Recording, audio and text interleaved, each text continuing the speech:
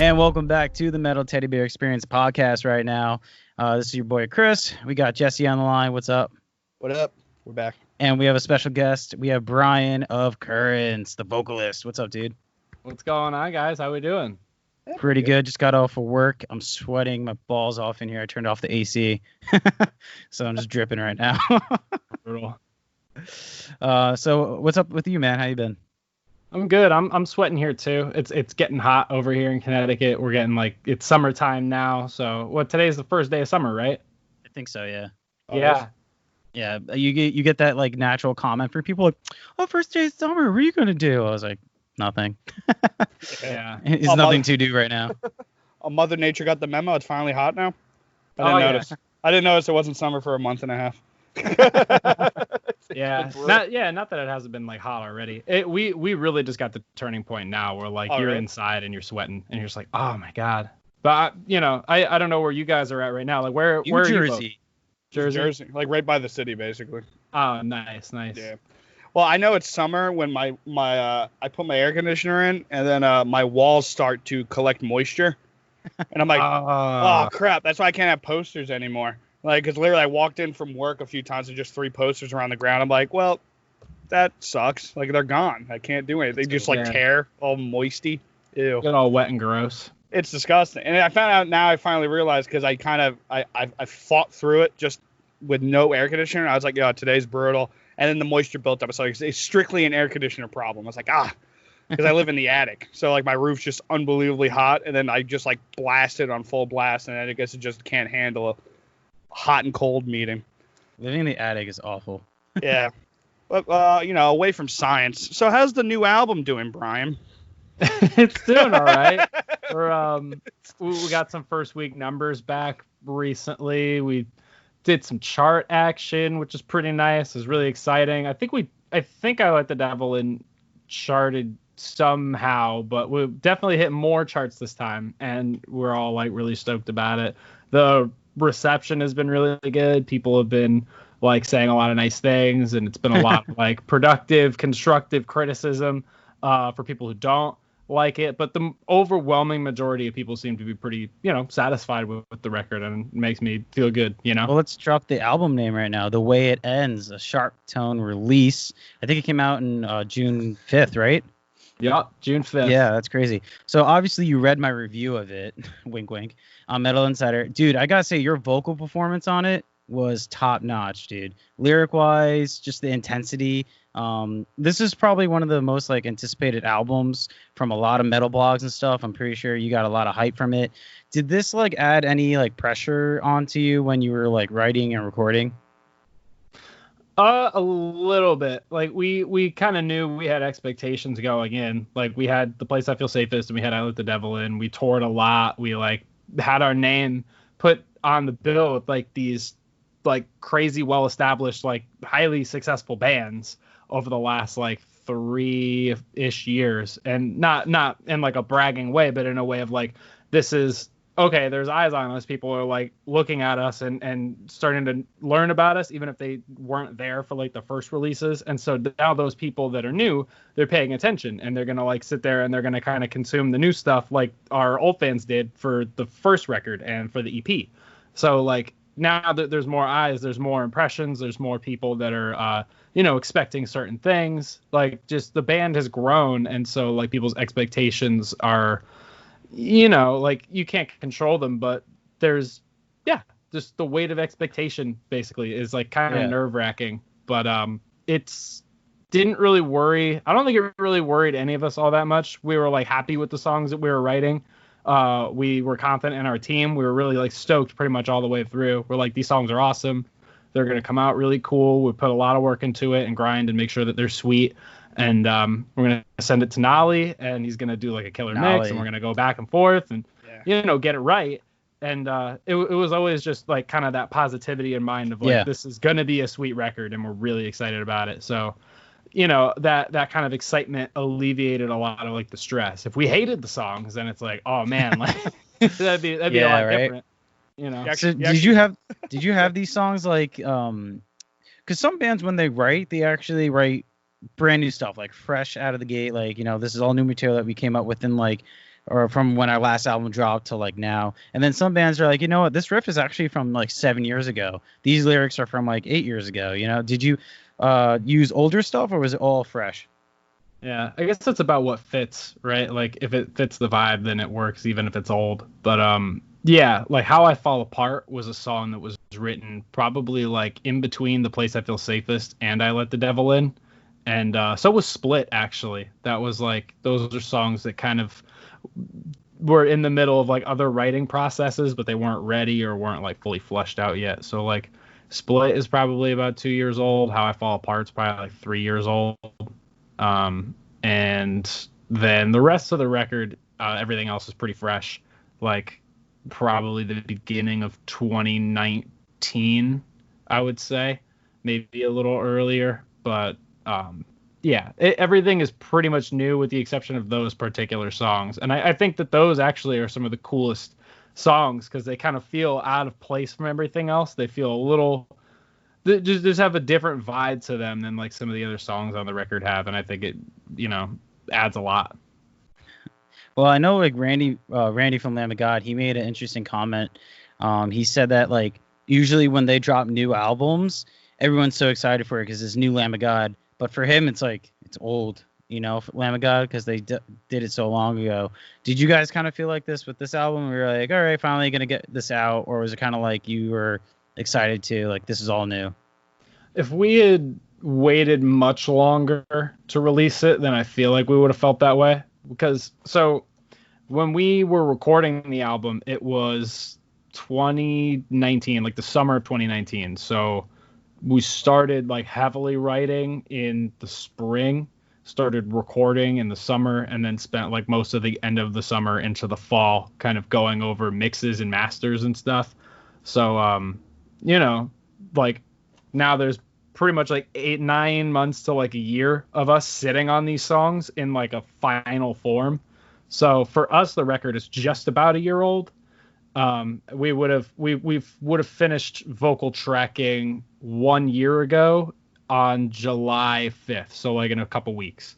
So like, okay. It's this situation where sure, the songs are like old to us, like definitely older than they would be to like people who are just hearing it now, but they still feel like fresh. They still feel like a good representation of where we're at musically. Like we're so excited to go play them live, and that kind of excitement is even more kind of revitalized because like now the rest of the world knows about it, and it's like we're kind of experiencing them for the first time again too, because we're seeing how other people kind of take the stuff in. But if we had waited like another like 6 to 8 months, like if we had pushed everything back because of coronavirus, or just the kind of the state of the world right now, I feel like we would have had that feeling, and we probably would be like working on new stuff by the time it was like out. Was that an option to drop it like later or earlier, or what you guys decide? We wouldn't have been able to drop it earlier, I don't think, just because we didn't have all the ducks in a row yet. Like we still had, we were waiting for a while to get the. That's awesome. Yeah, my cat is just joined in. Say hi, Riley. It's part of the podcast. Yeah, right. So, what's your favorite cat food? Just comes in, it's like, new sorry to interrupt. No, it's cool. No, that's so funny. I just saw him like tap your shoulder, and I was like, "That." Yeah. But oh man, so we were like, yeah, we were waiting for a little while on the album artwork from Adam, but which is fine because it was fantastic. Like it's so cool. Like I love how it turned out, and even aside from that, like we spent a long time on like mixing, and we spent a long time trying to get masters going, and did you actually get to work with Nolly, or is it all like via internet? It was a lot of via internet. Like Chris, our guitar player, was the one who would kind of like take the helm and go back and forth with him, just because Chris is like the more audio centric person in the band. He engineered the guitars himself. He did all the pre-production himself. Like, is this so useful when you have someone like that in your band? It must feel great.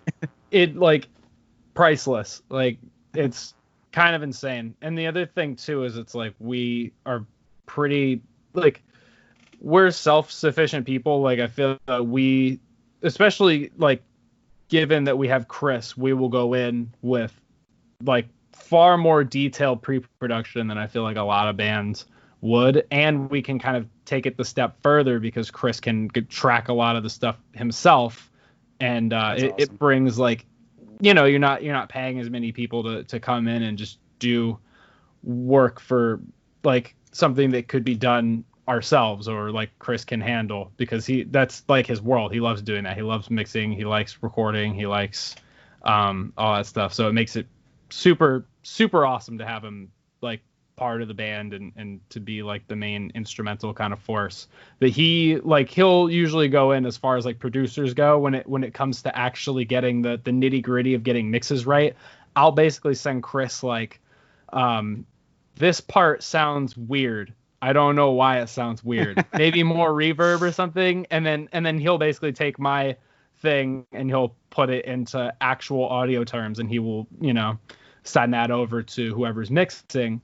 And then usually it kind of like, that's how it worked in this situation. That's normally how it works for us. And this particular time we got on the phone with him like once or twice maybe, just because like it's kind of hard to like do things over email. It gets a little like frustrating because it's like they'll interpret something one way, but it's you know, you want it another way, or they add something and you want to kind of go in, and sometimes you just need to talk to somebody. So we did that a couple times, but he was super chill, super easy to work with, and you know, he crushed it. And then Chris Crummett came in, and we were at a spot where we didn't know what was going to happen as far as mastering, and we sent the record out to a few people who got some test masters. Crummett was the best, and we were like, okay, cool, here you go. Let's do the whole thing. We did like 2 revisions maybe, and we were solid, you know. Sorry, I actually have to move her because she's getting by the audio interface now. Hold on. That's what, well, actually, like bringing that up is like, because I play drums, so anytime I've ever jammed with anybody, I don't play guitar at all. So like I understand music, but if I'm trying to like talk to someone, like, yo, do that wheel part, you know that thing I'm talking about? It's like, do you have the same thing with like, because you did that recording, do you play guitar, or you ever have that? I was like, dude, I don't know what I'm feeling, but I'm feeling like a chicka ching ching or like a wheel part. Yo, hit that one. Like, it's just like, that's always frustrating because like I'm in the same kind of boat. I don't play guitar. I'm not like I'm more like a writer, and I kind of handle a lot of like the you know, back and forth kind of point stuff for the band. I'm not like, I have my kind of space, and I know what sounds good, and I can kind of you know, I have ideas that I can kind of think of in my brain, but I can't be like, oh, put your finger like here instead of here. Do this kind of riff. 4th fret. Do you do a diminished 5th actually? Can you do that for? Nah, never saying that in my life and meaning it. Are you like trying to like learn an instrument at all? Because I know there's some people. I think it was Jamie Josta, where he was never like a guitarist, but now he actually, you know, how long have they been around? Like 25 years. Now he can actually write some riffs. Forever. Yeah. I feel like if I'm gonna like continue, I feel like if the band is gonna grow, everybody needs to grow along with the band, and I feel like if I'm gonna grow, that has to be something that has to happen. I have to get like a little more capable as far as you know, writing things and contributing, or at least find a better way to like voice some of my ideas. And I think the best way to do that, like learn an instrument. What I really want to do is get like a keyboard or like a piano. Yep. And kind of like, because that's the only instrument I ever really like enjoyed playing. I always hated guitar. Bass is fun, but I always felt like it wasn't, you know, like I feel like I didn't get enough out of it. But piano, like, it's just so beautiful. It's such a nice harmony instrument, and it's so versatile, where like you can go in and you can, if you kind of understand how the keys work, you can go in and you can use it as like, you know, you can key in samples. Yeah, you have an orchestra at your fingers.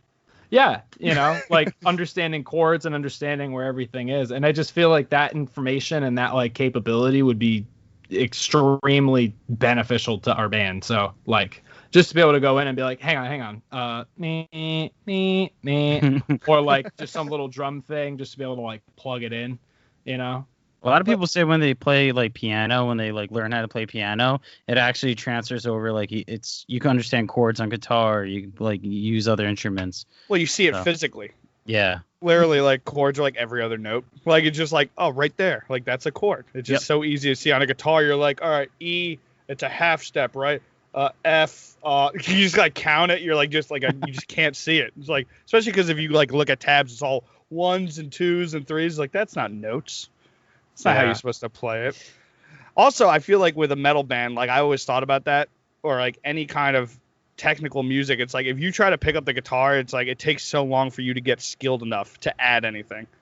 It's like, look at this riff. It's like Smoke on the Water version 2, and they're like, dude, we did that like 10 years ago. It's like where you at? Right. I don't want to just get frustrated, grab a guitar and be like, here, wait, let's do this. And then I'm just trying to be like, oh yeah, like it just doesn't add anything. It's like, you know, and I could go back in time maybe and learn how to play guitar when I was like 7, or I could take the steps now and I can try to like learn something new that will kind of like benefit me in other ways. I saw like Matt Skiba from Alkaline Trio was talking about piano one time and how he was like kind of younger, and it opened his eyes, and he was like, you know, I started playing instruments because I started on piano, and then like guitar made more sense and bass made more sense, and then I could start writing songs, and like you can write kind of bare bones songs without any other instruments, and you know, like it just seems like a nice like great starting point. Yeah, it's also an instrument that encompasses everything. Like you get independence that can benefit if you want to play drums, because like the way things you have to do with both hands and the way you have to think, and then obviously you get the melodic like for a guitar and every other instrument, and then you see it. So, and it's a great thing to hit if you get pissed. Just like you just punch, shit. Yeah, angry jam. Just punch it. You damn it. But yeah, that's cool. That's a good idea. I've always been kind of a mark for any kind of like keyboard, like Bleeding Through. I just love every time they hit in the synths. I'm like, Marta. oh. Yeah. I'm like, oh my god. Yeah. Or Winds of Plague. I was like, oh my god, look at that. Even if it only has I always one think of Between the Buried and Me. Oh yeah. Well, when I think of keyboards and metal, I always think of Between the Buried and Me. Well, they go to the extreme though. They literally do everything. Like you'll just have like a little worldly like maraca kind of like weird like rain tube sound come out of the keyboard. Then he's playing like a beautiful piano part. It's like, crap. Can we see that on the next Currents album? Yeah, I think so. That's just always go back. So I would I mean, adding other instruments maybe. It'd have to make sense though. I just feel like our music is so it's very like aggressive, and it would have to fit the vibe. Yeah. But definitely adding like other elements is not a not an impossibility, you know. Well, like, I don't know about like the Rainmakers or anything, but well, like when Rivers of Nile added like what do you call it, a saxophone for Where Owls Call My Name, or sorry if I butcher that, guys. But anyway, that song, when they added the sax, I was like, wow, that actually really works really, really well. And damn, there was another band who I was just listening to that added sax as well. Well, they get off the stage though. They like give the stage to that guy. They're like, here's the sax, guys. They just after all these blast beats, and he just rips it. I'm like, Jesus Christ. Remember, I saw that. I didn't even know who they were when I saw them. I was like, that saxophone? It's like just crushing the game. I feel like the sax has been like a funny introduction for like it's this kind of instrument that somehow a lot of bands in our kind of music scene have gravitated towards to like add into songs. Like I could think of maybe like 10 artists that just like they either have a sax in like a recorded song, or they had someone come up and do a sax solo like during their set, or like or like you have the Midnight, and everybody loves the Midnight, so got a lot of sax Midnight influence going on from like a lot of these bands. I mean, the sax is sweet, like don't get me wrong. I have noticed that. But it always starts like as a joke though, like with the sexy sax thing, and then someone just is actually talented. You're like, oh, it's like, oh, he's actually playing something else. Like that happened when the one year I did band. Everyone just did the sexy sax thing, and then when they actually had to play like a legit thing, you're like, oh, dude, the sax is dope. What the hell? Like you're like, wait a minute. It is I do not get me wrong. It is a very cool instrument. Oh, but I don't know if there's going to be sax in the next Currents record.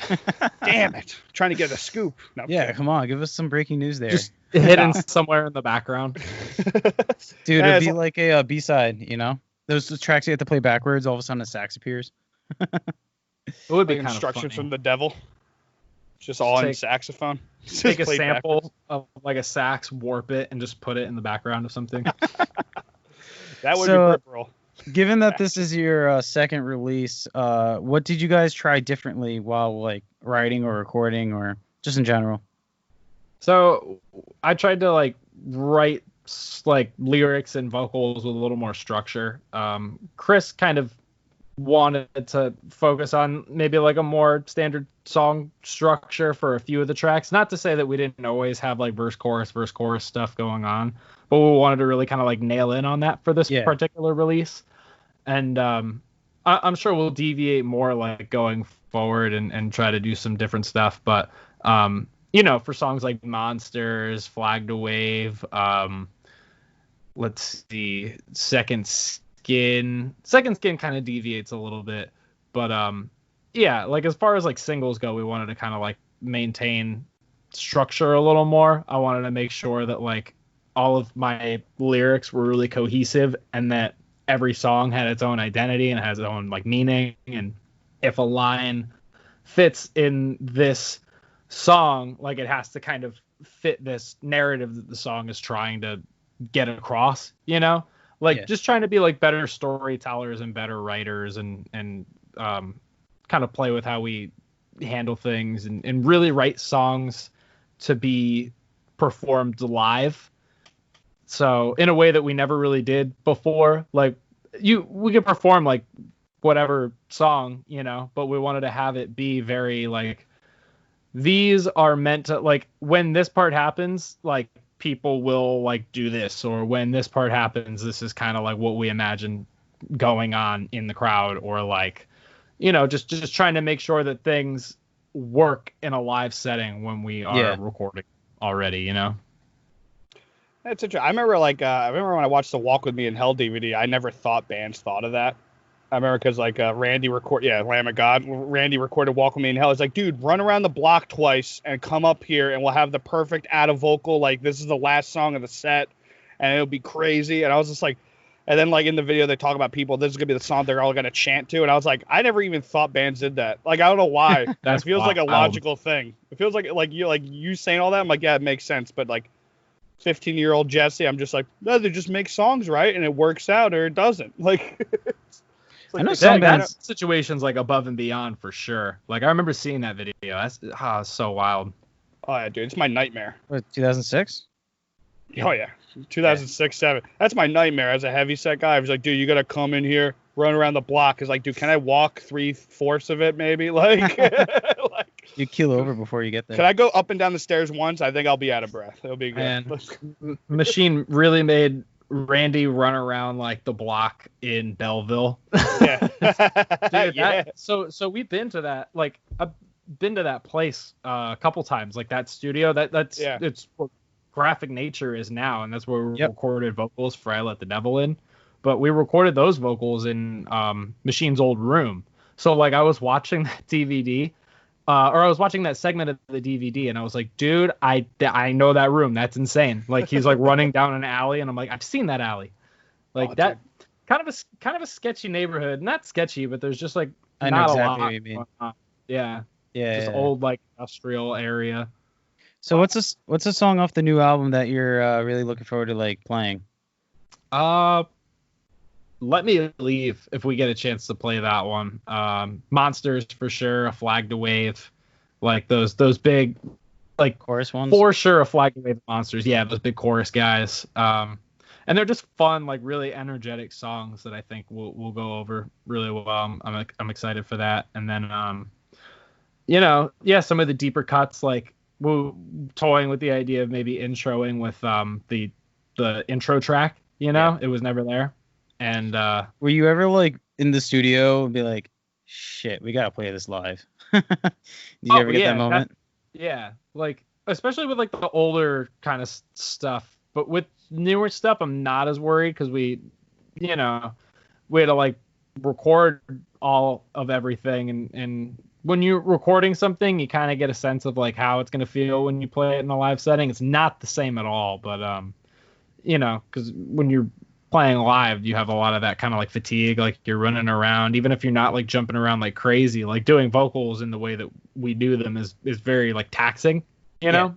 So then it's like going back and forth to like screaming where it's a controlled thing, but it takes a lot of energy, and then you move to singing, which takes a little more nuance, and it's a different skill set entirely. And you know, that can kind of get a little worrying, but like tracking the songs, it all kind of sits comfortably, and I think that it'll go over well as long as I'm like exercising, practicing, and maybe get that piano, sing along a little bit, get some practice going. I'm feeling like pretty confident. I'm excited. Yeah, I always wondered that. There were some songs I remember like listening. I'm like, dude, I think I'd lose my mind if I recorded this song and think about having to play it. Like, I think like, and also like, have you ever had this? Because I remember seeing some bands like having this, a new album come out. You'll see it on like setlist.fm. One of the new songs will be there, and then like for the rest of the tour, it's gone. Have you ever had to like take a song out because it wasn't tracking well for some reason with the crowd? Yeah, we've had a couple times where we've like gotten rid of songs from the set. I don't remember. It was either Silence or Forget Me. I don't remember which one. But there was a particular tour where it was dragging the set in a weird way that like people weren't really responding well to the song. We were having difficulty playing the song, and like just given that there was not a lot of like feedback from the crowd, there are particular tracks that are great songs from like all bands. You can have a song that's really cool and really interesting and really emotional, but it just doesn't translate in a live setting the way that other songs do. And so when you have that moment, you either do we do this song for maybe like the small majority of people that really want to hear it but are kind of just in the back taking it in, or do we kind of stay away from that on a support tour, especially? Do we stay away from that, and do we kind of try to bring in more of these new people, and we can play deep cuts, but maybe not that deep right now. Maybe when we're a little more established, we can have our own kind of show, and we can have a wider range of emotion. But sometimes things will get cut for whatever reason. It's really rare, but I remember one particular time we were like, yeah, this song's just not cutting it right now. Is that a hard like ego moment? I feel like I never had that happen to me, obviously, because I don't play live. But like I'd be like a song, if you like it, you're like, oh, there's not, they'll get it. Is that moment, or did you guys like handled it like adults like right away? It's like, oh, that didn't go well at all. Yeah, take it out immediately, please. Like usually when something like that happens, it's something that we all just kind of agree on.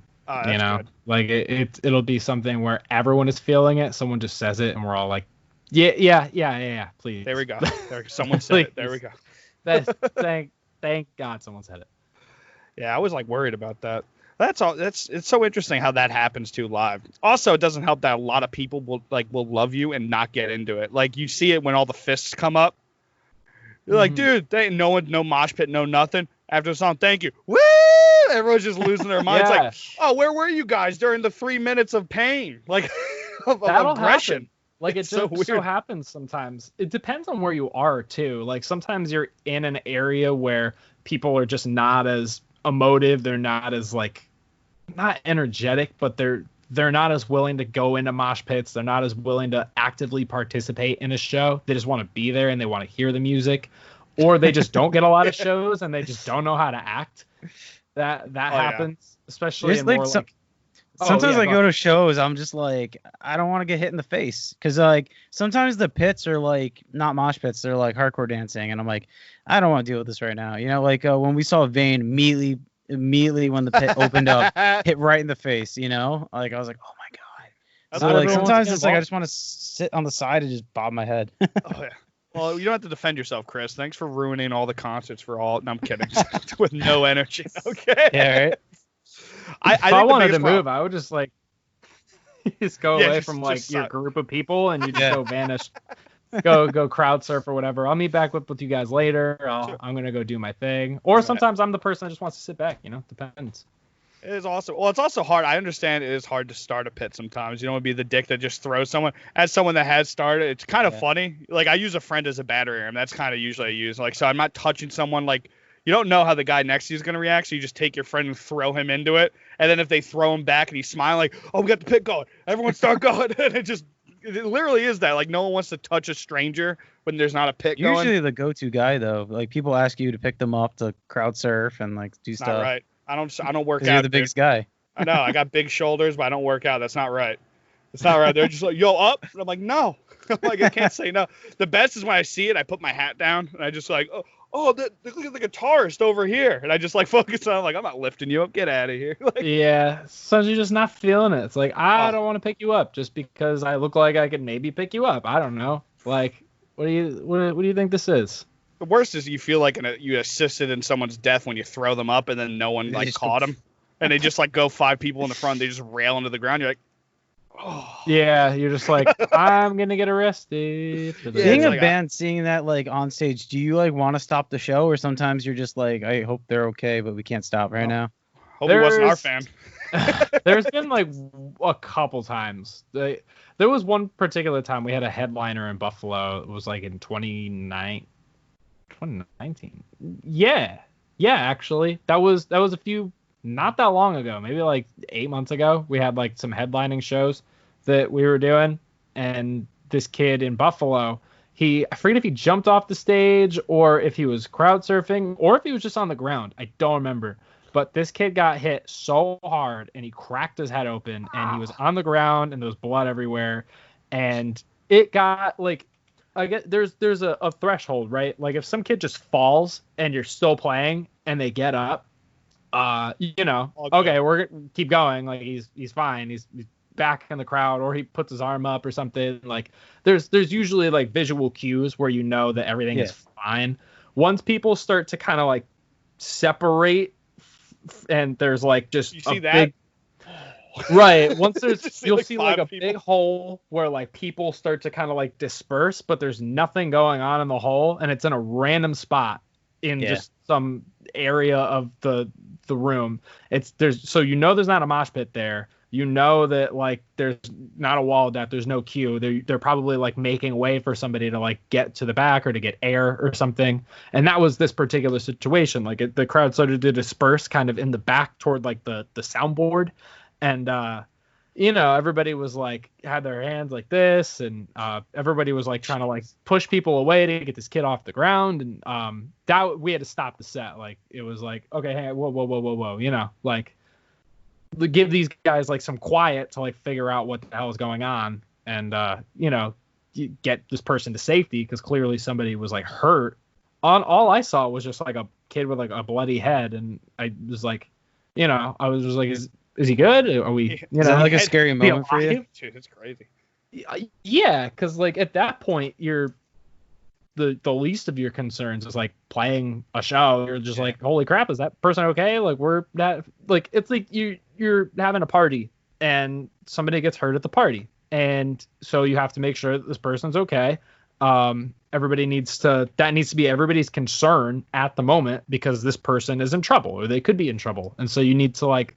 You kind of disappear from that situation, and you're just like, whoa, be quiet, so they can like figure it out, And then I think we just ended up starting the song over after he got out. Like we got the thumbs up, everybody's like, wee, like cool. They got the applause out the door, and I actually met that kid like 5 months later, and he's awesome. Oh, there you go. That's awesome. I survived. Yeah. So I I'm back. had a happy thing. I'm sure I'll see him again. He's a good kid. That'd be the worst is like also when people do that, there's like that one drunk guy at the bar. Let God sort him out. Start the song over. Just like I'm here for music. Man. Just the one guy, he's too far gone. It's like, all right, war vet. I don't know what your problem is. It's like, take it down. Some bands will perpetuate the craziness. I remember I'm not going to mention the band, but it was like pretty insane. It was at the Palladium, and this kid was just going insane. It was like he was like lost his mind or something, and he got in a fight with somebody, and security's trying to grab him, and he's like swinging from the security and is trying to like elbow them out of the way. Jeez. And he literally just like he had like rabies or something. Like he was going crazy. And like the vocalist of the band, it was in the middle of they were like in between songs, so they're just sitting there like he's like just being like, are you ready for, and then he just stops, he notices what's happening, and he steps back from the microphone and he raises his fist and he just starts going, fight, fight, fight. Oh. And then the entire crowd starts yelling, fight, fight, Just fight. awful. I lost my mind. I was like, this is insane. Dude, see, you know what the problem with that is like in this like genre music, it's like, we're not all at, like when you show people like music like that don't listen to metal, they're like, dude, like anyone that sees a mosh pit is like, so you just run in there and you punch each other in the face? Like, no, it doesn't happen like that. Also, you'll get into a fight immediately. Like if you just run in and just sock someone, This is asking for trouble.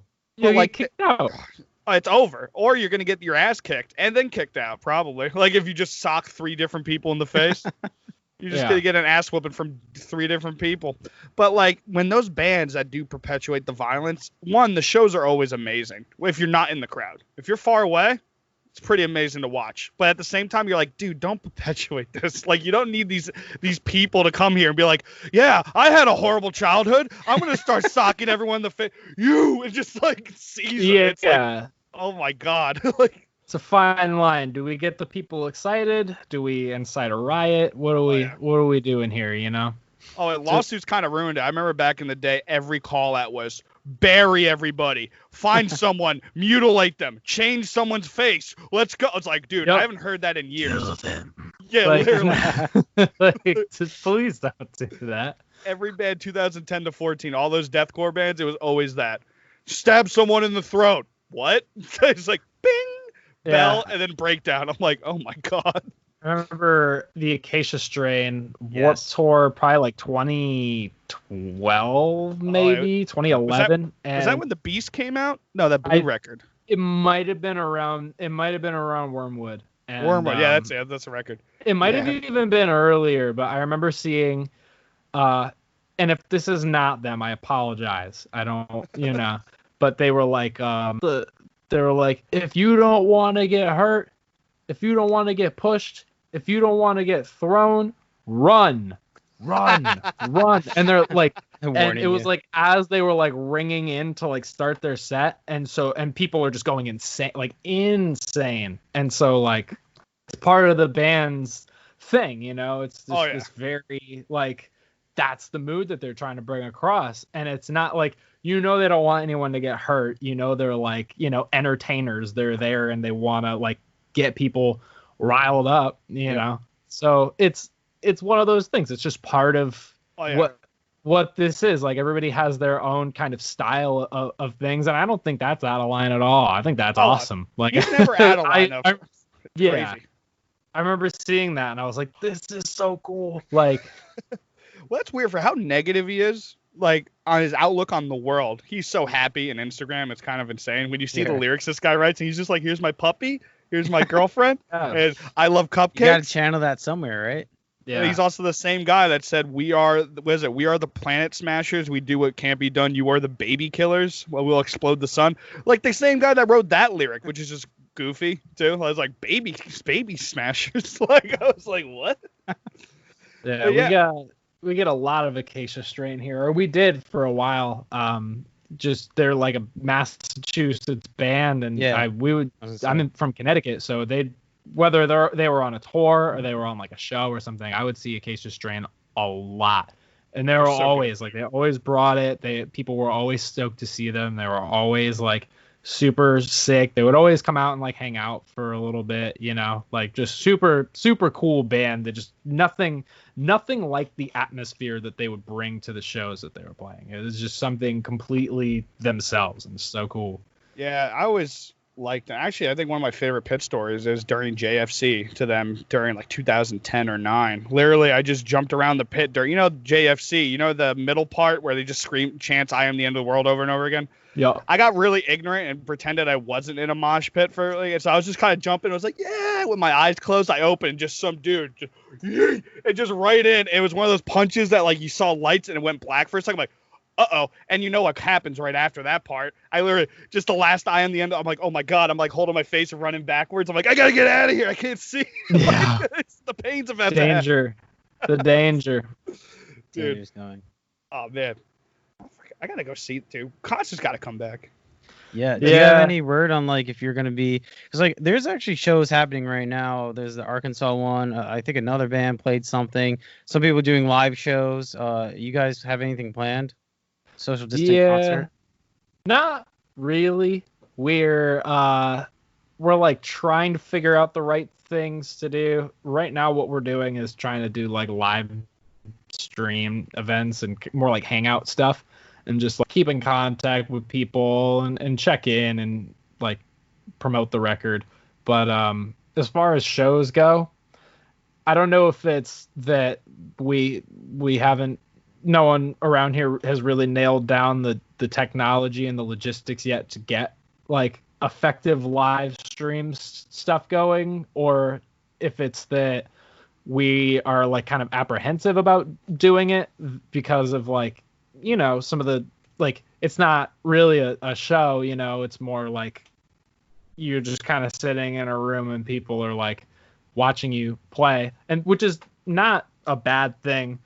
But I think as it becomes an available thing, we're going to try to do it, and I think it'll be really sweet. But for now, we're just like, you know, trying to find our own ways to like stay connected to people, and a lot of that has just kind of been like live streaming ourselves, just hanging out and listening to the record. Like, yeah, I'm going to start doing like my own Twitch, I think, coming up soon.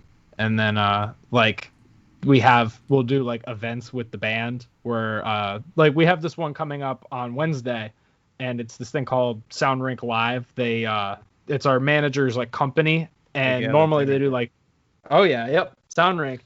But they have repping it. But they do like VIP meet and greets, like they curate like VIP experiences for like concert goers. And like we've had them do our headlining dates and stuff, but they've kind of made the transition with COVID that they're trying to like find new ways. And a lot of that is like curating like group live stream sessions. And I think they're trying to work on getting some like live shows going on, but that's, you know, we'll see what happens. So I think it's becoming an available thing. And once it does, we're going to try to do it. But for now, you know, we're just hanging out, seeing what our options are. I will say, are you worried? Because I heard someone say this, and I guess I didn't think about this when this first started happening. It was actually a comedian, but it kind of works for bands. It said that because, like, you know, the big venues are going to be out of just not touched. Like, you can't have, like, 1,000 people in Madison Square Garden. Like, you know, just like, it just costs too much money. So they're saying all the big bands are going to go to, like, small venues and probably just do, like, 4 days, like, instead. So Slipknot will do, like, Irving Plaza and for the week instead of, like, you know, touring.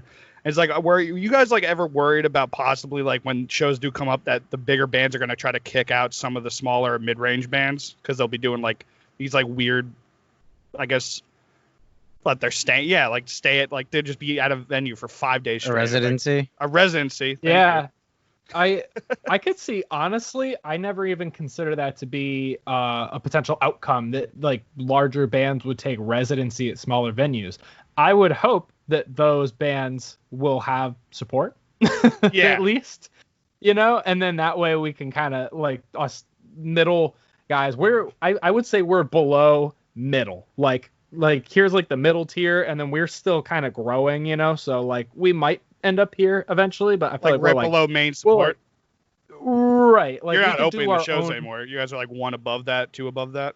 Yeah, I would say that's kind of where things have kind of placed us so far. And not to say that we wouldn't open a cool show, you know what I mean? But like we have kind of found ourselves in a position where we're getting a little higher on lineups. We could maybe start to do our own headlining stuff. And that was kind of what this year seemed to be like, was we were going to get some more like international exposure and then try to parlay that into like doing our own headlining stuff.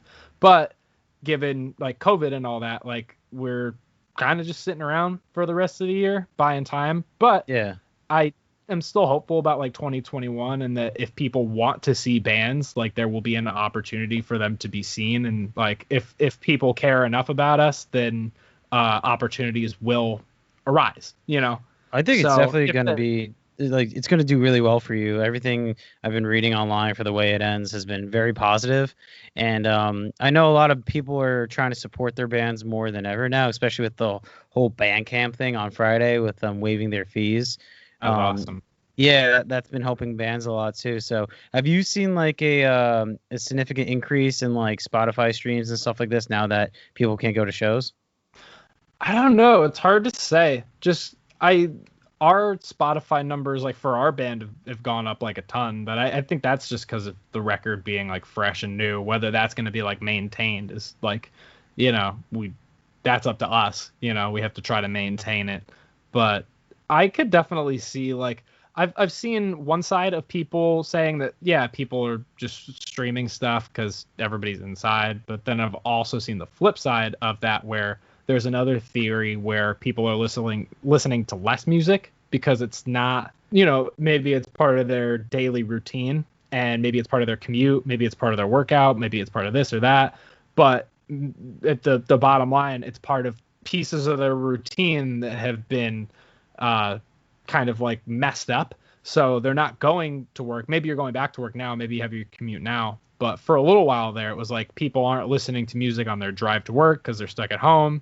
Maybe they're not working out because they have no motivation because they're just stuck at home watching TV and eating food all the time now.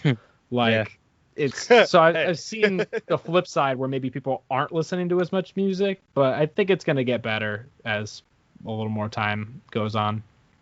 Oh yeah, I definitely seen that. What happened with podcasts? I actually weirdly listen to more music, not commuting.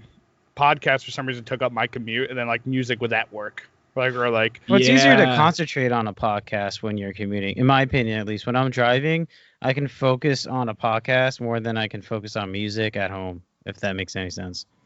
Yeah, music for me, it depends. Like if I really want to hear something, like maybe my first listen of a record, I'll sit and like have it be like a focused thing. When we tour, I listen to a lot of music, and usually I'll just kind of go through like my back catalog of stuff I just know I like, but every once in a while we'll check out like a new record and like everyone will sit in the van and like listen to it, but like at home I'm not listening to as much new music. I'll check out new singles and stuff, but I don't know if I'm gonna like pop my headphones in, lay in my bed and listen to a whole new record from a band, you know what I mean? Podcasts for sure, because it's like you're sitting there like people are talking, maybe you can be doing something in the middle of it and you hear kind of the conversation going in the background, or you're focused on what they're saying while you're driving. I don't know, they're definitely different things though. Oh yeah, well I like switching them on long drives because I feel like if I start getting sleepy, I'm like switch to the podcast. I start getting sleepy again, I'm like let's go back to the music, let's go, I gotta survive this drive. I suck at driving. Something amped me up. Oh dude, yeah. I don't know what it is about if I see, well, especially you live in this like area, when you hit like the highways and it's all trees or like those like throughways and stuff where you just go in, it's just like, dude, my brain just shuts off. I'm awful. It immediately becomes a fight for my life an hour in. I'm like, here we go. And I hear band songs like, yeah, it's a 15-hour drive. I'm like, dude, that is nightmare. That's like going to war for me almost. Like I might not make it back. Gotta split it up. I was talking to like 100 miles each. That's a lot. Mitch from Varials was telling me how one time, I think it was his old band actually, but they really had to get home. One of his band members at the time had like a really bad flu, like he couldn't drive, and the other person couldn't drive, and there's a 3-piece. I think he was the only one, so he had to drive all the way like across like several states to get home. He says that was the craziest trip ever. That's horrible. Yeah. Couldn't imagine. We'll like hit it hard on a drive home, but if we have like a 12-15 hour drive, there's usually a day off in between if it's like during a tour. There'll be like a travel day so you don't like kill yourself trying to get over there. But it's like friggin' sometimes it's rough. Like you're tired, it's like 3 a.m. and you don't want to drive, but you have to because it's your turn and you have to be at the venue by this certain time, then that's when it sucks. But when you're driving home, like it's not as bad because you're going home, and so you're way more willing to like put in those ridiculous driving hours. Like we'll up our 150, which takes about like an hour and a half, 2 hours. We'll up that to like 150, 200. and then everybody just kind of like grinds through it. Yeah. And it's less rotations. Everyone gets more sleep in between, and then you're home faster because you're just firing through it. Well, I think we should break into our next segment right now because this kind of relates. It's called the Random Silly Questions segment. We asked you 3 random questions. You ready for this? Let's do it. And this one kind of relates to tour and, the fun times. Well, what's the best tour prank you've been a part of or witnessed? There was this one time. So we have this song in the band's back catalog called Anxiety. And I was not the vocalist on that song. And not a lot of the members of the band are like on that track. But Chris wrote it. Chris was like the guy who wrote the instrumental. And so we'll still play it every once in a while, like stuff from like the older catalog. And Anxiety is one of those songs, and it has this like big like ringing like open note section in the beginning. It's just like bow, bow, bow, bow, bow, bow. Anyway, like if you've heard the song, like cool. Yeah. But we did the Never Say Die tour in 2018, and it was Northlane, Beings in Ocean, Alaska, KC, Thousand Below, Polar, and us. And if I'm forgetting anybody, I'm sorry. But it was a big tour, a lot of bands, a lot of great people. It was awesome. At the last day of the tour, there was like everybody. There was a prank during every band set, I think. Almost every band set. That's so fun. And our prank that everyone did on us, and this is the last song in this set, is this song Anxiety, with this big crazy open note like beginning. And as the song is starting, I would say like half the tour package, aside from like our band, came up on stage with guitars and basses and like any instrument that they could find. And they were all like doing like the open note part and like pretending they were part of the band. So it was literally like 15, 20 people that are on the stage, all with instruments. And then it starts to go into this kind of like jumping piece after the open note ring out. And, I go like jump, jump, jump to like the crowd. And literally everyone on the stage starts jumping during the part. And like, I'm just dying. There's a video of it somewhere. I don't know where it is, but I have to find it. It's got to be somewhere on YouTube because it's hilarious. Oh, man. It's just like, well, it's also like you watch that happen. It's like, oh, so this is happening now. You just see all the guitars like, all right, let's see how this works out. Yeah. And I imagine everyone in the crowd is probably like, what is going on? Like, these guys are idiots. Like, what's happening? And, they feel like, I mean, maybe it's fun for whoever's in the crowd, but like, for me, I'd just be like, what's going on? Unless I knew all the bands. I don't think it was funny. It's kind of awesome that your tour prank story didn't involve like dead rodents, dead possums, and stuff like that. Because I feel like those are common. Oh no! Hiding them in the bunks, hiding them on the windshield. Yeah, that's pretty. I wouldn't call it hiding, I guess, but planting it on the windshield as you go. We had I remember the Plot and You one time. They took zip ties and they zip tied like all of our like trailers shut so we couldn't open it. We had to and they wrote like a note like pretending to be like another band, and then we went over to them and we're like, can you guys believe this? And they were like, oh yeah, it was crazy, and like eventually we went over to them and we were just like, dude, like, are you kidding me? And they just started like dying. Because there was something going on with like a different band, and then so they like pretended to like, I don't know, they just zip tied our entire trailer shut, and we had to get scissors and like cut them all off. It's like, who has the scissors? They're in the trailer. Yeah. Oh my god. Start biting. Bite it. Nibble. Yeah. Okay, question number 2. What's the worst job you've ever had? Too many? I don't know. I've had a lot of jobs. Delivered pizza, delivered like sandwiches. You got any good delivery stories for pizza? I've gotten like crazy tips before from like drunk dudes, and then like we've called them back and we're like, hey, you gave like one time someone gave me like $35. It was just like, you take it, man, you take it. You have More a than great the night. pizza. And he lived in like the woods, like extremely far out of it.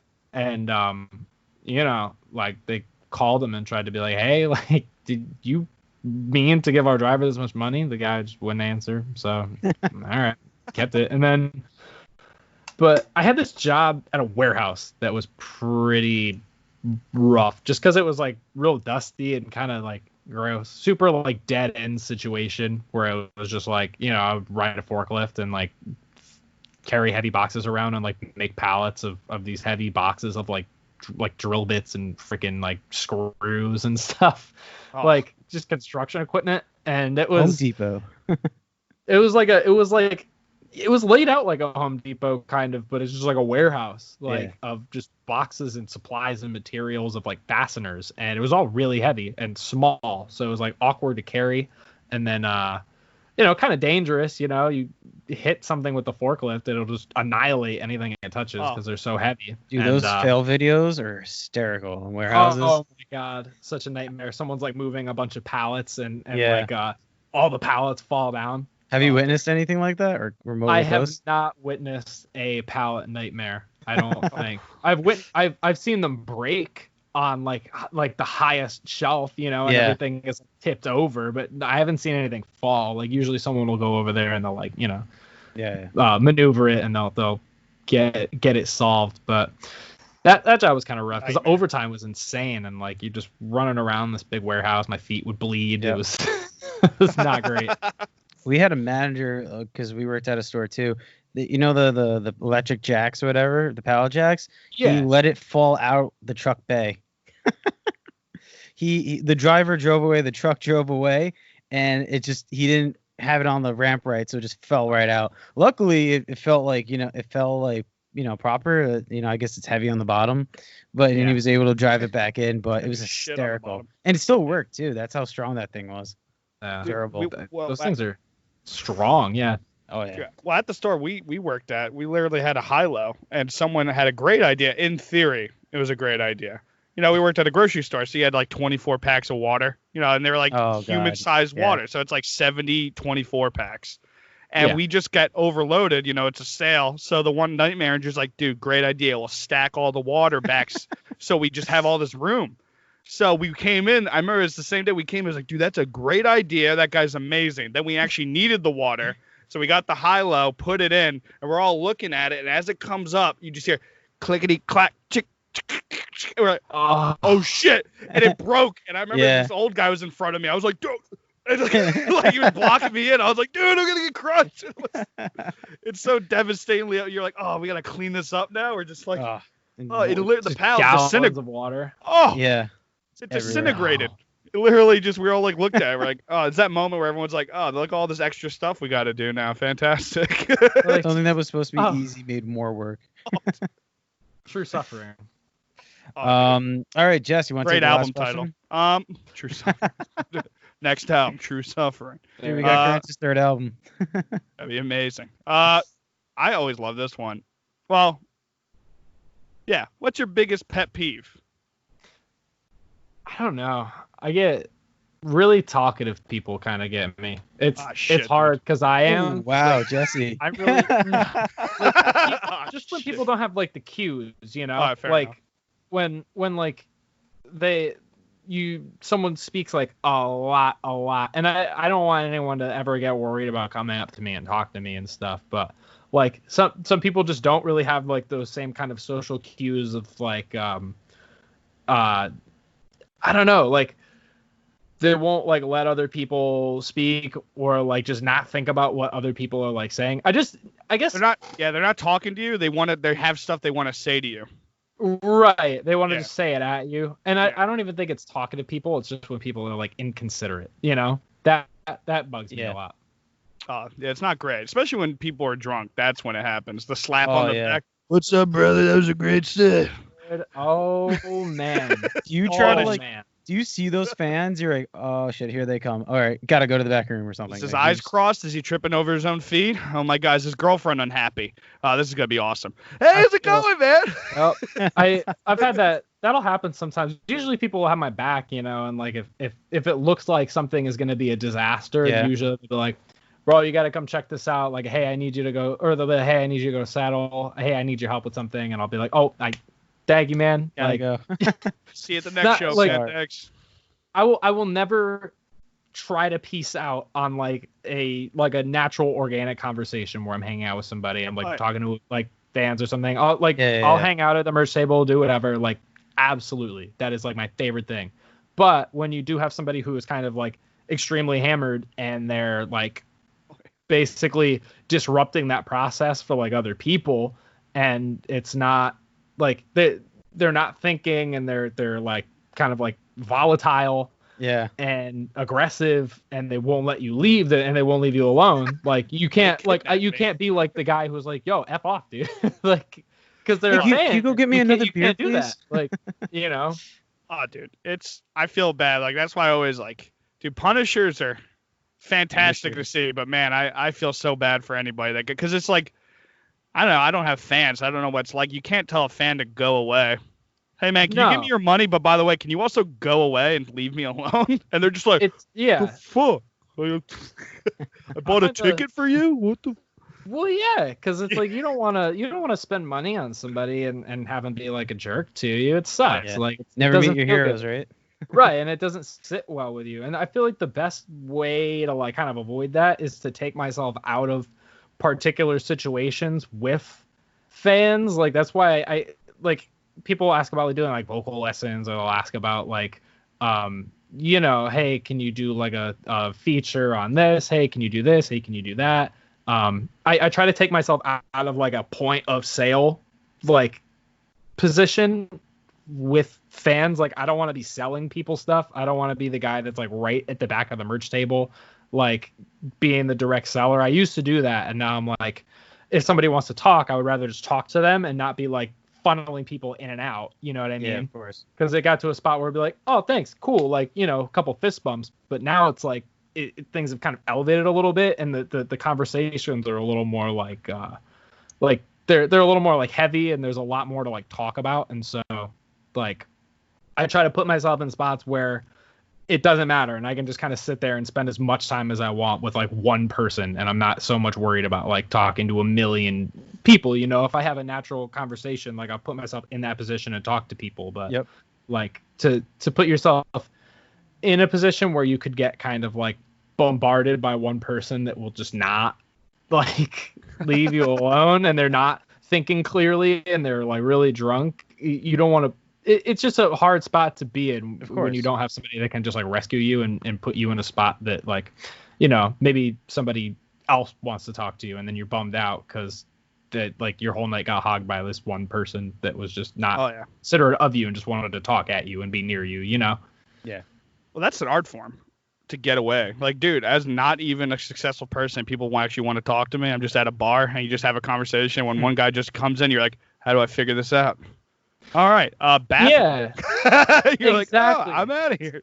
And it happens to everybody. It's not just like us, you know. It's like that particular situation happens to like women all the time. Like, people will try to come up to them and just talk to them and friggin' hassle them and hit on them. It's like, I have a boyfriend. You know, that's cool. Anyways, first plan like, failed. First plan gotta failed. have that exit strategy, you know. You gotta have that like friend that can like get you out of there, or you gotta have like that, like, you know. There's also that thing where you can like, you can't really tell someone to buzz off because you don't know how they're going to react. What if they react violently? What if they're upset? Especially when they've been drinking. To manipulate the situation, you know? Yeah, it's kind of crazy how people are just not, like, there's so many people that are just not cognizant of like how they react to certain things. Like, I just know, like, I love bands, but I know, like, occasionally I got nothing to talk about, so I just don't go up to all my favorite bands all the time, because like it's like only so much you could say. It's like, hey, bro, you're awesome. That song is great. And and then I run out of things to say. I'm like, I'll just buy a T-shirt and leave. Like, I'm just not gonna take up your time, because it's just like I have nothing to talk about, really. I just appreciate. I usually say, hey, good time. You. Yeah, thanks for putting on a great show. I appreciate it. And then there's people like, they say that over and over again when they're drunk. They're just like, you're awesome, by the way. You know that, right? But that's literally what it is. It's like, that's fine. Like, you know, you go to a play or something and you have like your, you know, the stars of the play, and they'll, you know, usually they'll stand outside as people are filing out, and they'll be there like hanging, unless it's like friggin' John Goodman or something. I don't know what his situation is, but like maybe he does. I don't know, because I've seen him do Broadway stuff, I guess. But usually people will be kind of like standing outside, like, yeah, he's awesome. They'll be like fumbling around in the main hall as people are filing out, and they'll be standing there shaking hands, high-fiving, saying thanks, and people will just be like, great show, respectfully kind of like show their appreciation for the performance, and then they leave, like, not to say that that's what we would expect, but that's kind of what happens when someone's drunk. They just kind of do that thing over and over and over and over again, and they just keep saying the same thing because they don't have anything else to say, and you're like, nothing going on. I know that you appreciate it. I am extremely thankful that you enjoyed the show. You don't have to tell me 17 times because I know, you're the man. Thank you. It's, you know what that is also, is that people secretly want to be like your friend, or like maybe they'll just bring me on as a roadie right now. I got my bag of clothes in the car. Dude, let's go. I'll leave my car in the parking lot. It's hard because you feel bad too, because you're like, you don't want to be like mean or like dismissive to people because it's, I wouldn't want someone to do that to me, but I also don't put myself in those positions, like I'm not going to go up to like my, like if I really like a band, unless I really have like a something that is just killing me and I need to know, and I feel like they're going to be open to like answer the question, which is rare, like they're doing something, if they're talking to somebody, and I don't want to like stand in line and just like wait my turn to talk. That's the worst. Waiting in line to talk. Oh, dude. I've done that, and it's just awkward. They're like, oh, I got to say something to this guy. And then you sit there for 5 minutes like, I just look like an asshole. I'm out of here. Like, you just like, I'll give up. Like, it's just like, it's so weird. Right. And that's, I get bummed out too, because I'm like, I wonder how many like misconnections there are from somebody that like wanted to say something, but the timing wasn't right. And they just kind of left because they were just like, screw it. You know what I mean? So like, I don't mind when people wait in line. Like, that's great, say your thing. I love talking to people, but like this is not my thing. I've done it before, but it's always awkward, You're just like, hi. Like, it's funny being on like the flip side of it. Oh, dude, it's so hilarious. Well, also, like, there's a weird thing too, is like people with some kind of ego. You definitely want to, if you're in a line like a meet and greet, you also want to be the guy that says something to the person that they remember. Yes. You don't want to just be like, hey, how's it going? Hey, dude, thanks for showing up. Hey, thanks for you showing up. And you just leave. You want to be like, yo, this quote, dude, my guy, high five. And then everyone in line's like, damn it, that could have been me. I should have said that first. Like, it's like a weird, almost a competition where I'm like, this is awkward, man. I stopped going to meet and greets. I'm like, I just meet him at the venue and I say hi. Like, I'm just like, hey, man, you're great. You can tell that they kind of don't want to be there that much either. Like, because, I don't know. I feel like every time you do a meet and greet, it's like, all right, shit, here we go. Like I've been to like Mudvayne. They looked miserable. I mean, that's when they actually they also broke up right after, so that's a little different. Like there's sometimes there are bands like, dude, like Doyle actually was publicly about that, saying that he did not like meet and greets. Well, Well, he's also a veteran too. Yeah. Well, it's like it's like a fair. If you go in as a fan and you're not surprised that some of these guys might not be up to it, like you're not every day like extra paycheck. Well, yeah, but it's like not every day you would wake up. Like, I'm sure you wake up for the set, but not every day you're like, I'm ready to talk to 1,000 people straight. Yeah, like, let's like 50 go. Fans. I definitely like you enjoy it. Are cool. It's hard to get like intimate conversations going with people though in that setting. What we like to do is kind of center it around like an activity. Like we had a Jenga tournament on our last like headliner.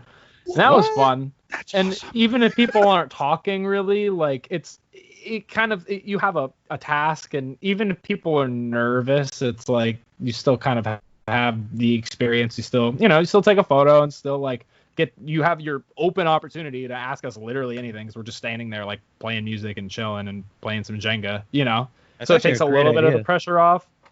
Like you don't have to say anything, but you encourage to. And if you're feeling like not comfortable, like someone will go up to you and just be like, hey, like I'm Brian, like what's your name, like how's it going, and just try to approach it like that. Dude, that's a fantastic idea. Yeah, that's really who came up with that. I don't remember whose idea the Jenga tournament was, but I think it was kind of like a group decision of like, if we're gonna do a meet and greet, we want to do something. We were inspired though by We Came as Romans. They were doing like a cornhole tournament on their the tour we did with them. awesome.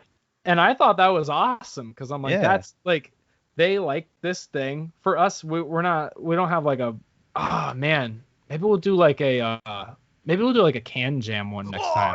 Dude, let's go. And then even if you're bad at it, it's hard though, because if it's just like a kid and they're nervous and they don't want to go to frisbee and frig it up, then maybe they. I noticed that too when it's like a game of like a real skill game of something that they feel like if they're not as good as everybody, they feel like they're like left out, or that people are gonna make fun of them or something. But dude, I would throw money at my favorite bands to play Can Jam with them. Let's go. Not gonna lie. Yeah. I'm signing up. Even if I don't even like the band, I'm going. Like, dude, I don't even listen to one of your songs. Let's go. Can Jam. Yeah, and then it's like a fun little experience, even if you didn't really participate. You don't even have to play the game. You just talk to us. Kind of making a memory with your band and your fans, Yeah, exactly. And it's a little easier to make connections that way, and you're more likely to kind of recognize somebody the next time you see them, and kind of like get that little thing going, and it gives people a better insight to how you are as people than to just like sit there at like a desk and like sign their stuff and shake their hand, and it's so impersonal, And 10-second job interviews. How are you? How are you going? Yeah, the band's not having fun. The person just feels like they're bothering the band, and it kind of reminds me of those crowdfunding ideas, like if you pay this amount, you get to hang out with the band in the studio. Like we were just talking to the band Source, and they have one of these packages where the band was going to cook you a homemade meal. They're going to cook it for you, get to hang out with them, eat dinner with them and stuff, because the guy cooks a lot, Ben. Shout out to Ben. So I was like, that's a cool package. Like I never... So right? I think was it All That Remains? I'm not 100% sure, but there was a band that was going to play in your backyard for a crowdfunding. Gene Simmons. That's kind of sick. You bought that chest of songs. Yeah, right. It's like $3,000. He'll come to your house. I don't know if I want Gene Simmons at my house, just so he can look down at me. He's like, "Wow, your house sucks." I'm like, "Does Gene? Thanks for showing up. I appreciate it." Yeah, right. Oh man. Well, before we let you go, man, is there anything else that you want to mention, or any upcoming plans, or for Currents, anything like live streams, anything you want to mention? Just to keep an eye out, you can find us at currentsofficial.com. We have a newsletter that we put out every Friday, and whenever there's like relevant information about the band, we'll put it in there. So if you want to sign up for that, you can go to currentsofficial.com, and you can scroll down to the bottom of the page, and you can sign up for our newsletter. And we've kind of just been using it like for the last couple weeks, just as like a COVID response sort of thing, to like have a weekly kind of like low key update for the band without like plastering our social media everywhere, and trying to be respectful of everything going on. So like we'll just have it like here, just sign up here, and we'll give like a weekly update on there, and then if something is really important, we'll go on the socials and we'll post. Do you guys have a Bandcamp?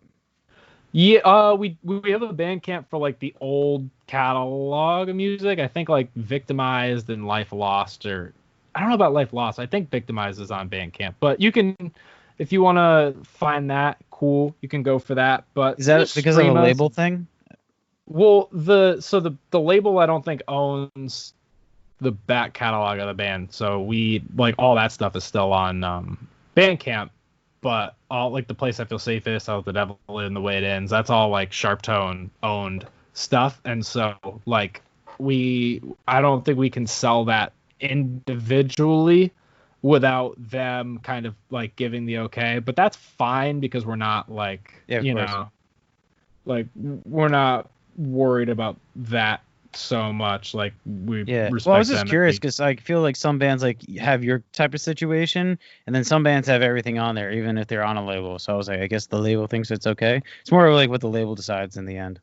Yeah, and it's all like relative to like your deal and your relationship. Like I think I there's definitely some bands that have all their stuff on Bandcamp, and they have it on like other sources that just go to them, but that's not our particular situation. So it is what it is. You can pick up merch, you can do any number of things. We're gonna probably drop some new merch soon, and that's a good way to support us for sure.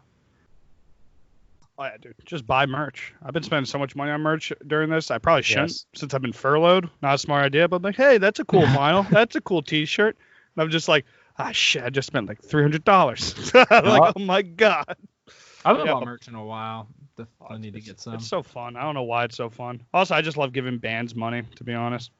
Yeah. It's awesome. It's weird. It's a weird thing we always talk about in this pod. Well, we're about at the end, but yeah. Support bands. There we go. Before we go into some support bands. You get a cool shirt from their site.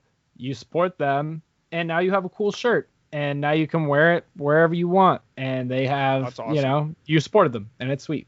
Nothing beats a cool shirt too, man. When you see like a dope shirt, you're like, damn. Like I actually really want to wear. Like that's what bums me out when bands of mine, like I have my favorite band. It's like they have crappy merch. I'm like, can someone just get like an artist in there? I don't want to wear any of those. Like, come on. Now, did you say you did vocal lessons before or no?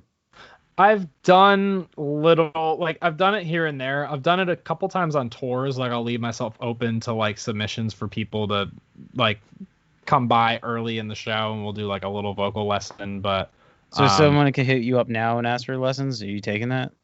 I'm not open to submissions right now. I do it very rarely just because it's something that like I want to do right, and I'm always trying to like tinker with the process and try to make it as solid as possible. And so the best way for me to do that is to kind of do it in blocks where it's a focused like section of time where I can really like hone it and get it to work the right way. I recently did like a Music Mentors online session where we had like a couple people sign up and did like a 3-day webinar. But cool. I'm hoping within the next couple months, maybe I'll open my submissions again. We'll see. That's awesome. Yeah, that's always a great idea, especially for vocals, like screaming vocals. Like, legitimately, it's just dudes in there, like in a room, just like, so here's how you scream. You gotta say like the letter O and try to sound like a monster. And it's like, man, it's like there's like really, besides Melissa Cross, I think that's the only like professional level. Like, like it's great to see bands when they're like, I'll teach it. Like, let's go. Yeah, and a lot of it is like, hey, to start things off, I'm not a trained professional. Yeah. I just do this all the time. And my more kind of expertise, I guess, is like not so much giving like big blanket information, because I feel like that's more like when you are an established coach and you're a teacher and you can go in and give people very like specific information on a broad sense. But for me, it's like I can hear somebody or I can like listen to a clip and I can meet somebody and talk to them about their habits and what they do and how they make the sounds, and I can kind of steer them in the right direction to like get to more healthier habits and to get into better techniques. And that's more kind of where I want to be. And then plus to be kind of somebody that like helps people just get a step in the right direction in general. Usually when I do one of those vocal sessions, we just end up talking about, somebody's band and where they're at, or like they're writing music and they don't have members. And it usually just ends up being kind of like a life pep talk sort of scenario, Which is awesome too. Yeah. Which is great, because some people like legitimately, it's like just don't know what to do. They're just like, how do you get there? And sometimes it's just talking to a guy and you're seeing like, can I get on stage? Sure. But they're like, is that possible? It's like they need to like someone like you.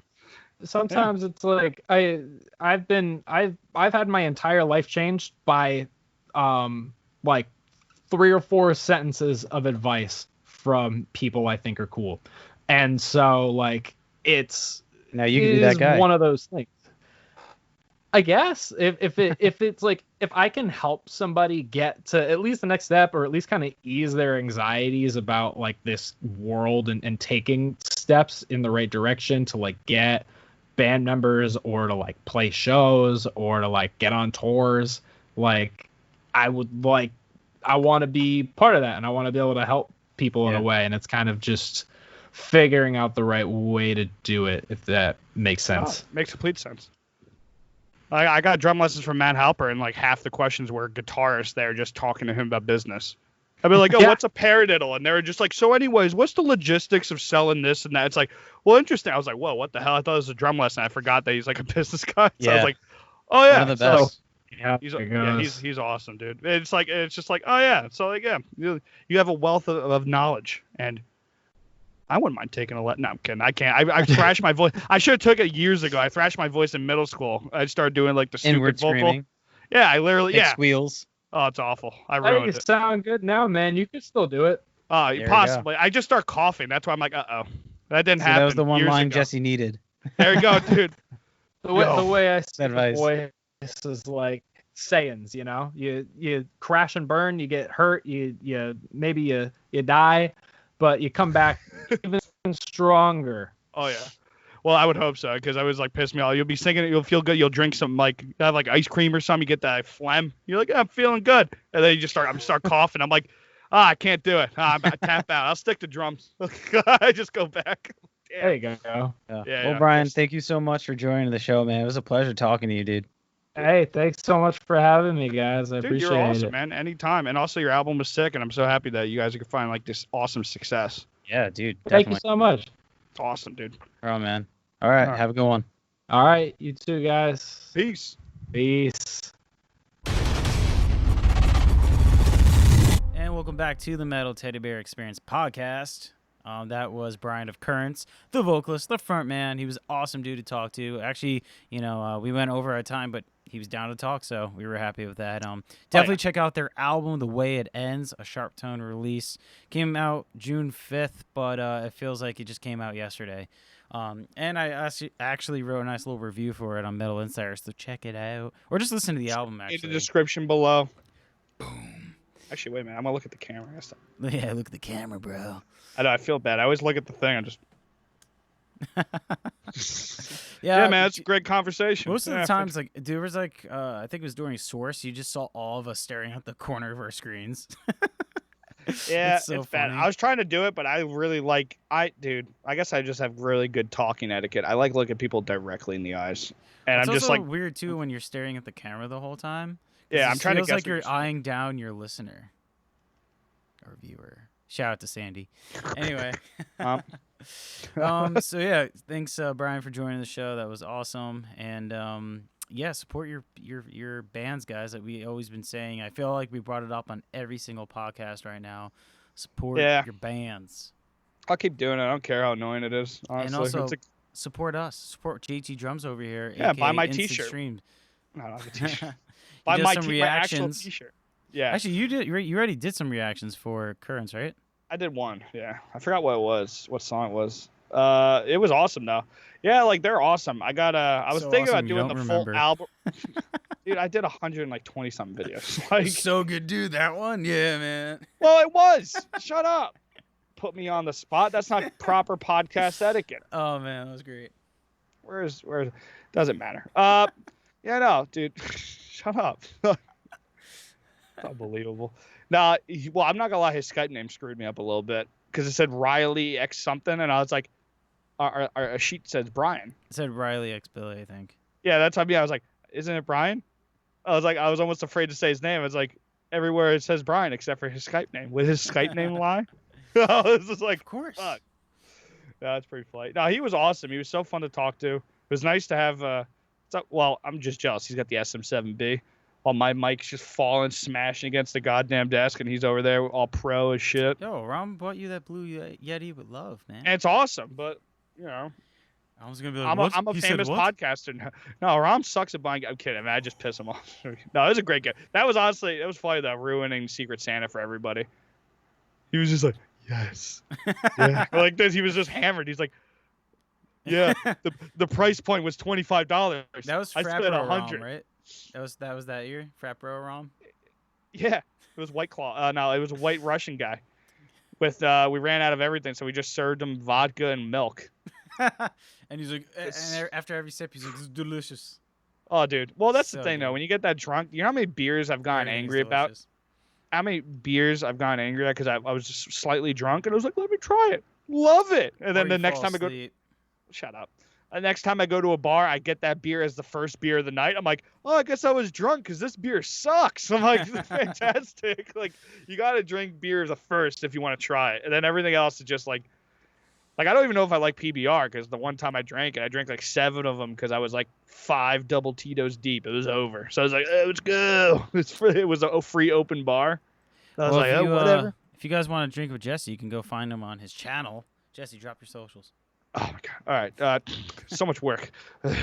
YouTube.com/C. Okay, YouTube.com/C/Insid1 is my YouTube, or just look up Insid. I don't think I'm famous enough yet to be at the very top, but you'll find me. Twitch.com/Insid or TV. Oh my god, I suck. Twitch.tv/Insid and Instagram and Twitter is Insid Stream. There we go. Better. He doesn't fumble over his words like that on in the reactions. Don't worry. Oh no, I'm usually better. No, actually I do that a lot. Never mind. Screw it. It's whatever. It's fun though. Come watch. I was listening to one of them and I can't remember because I watched so many. And in the other room, you just heard Tasha like, "What the fuck is he saying?"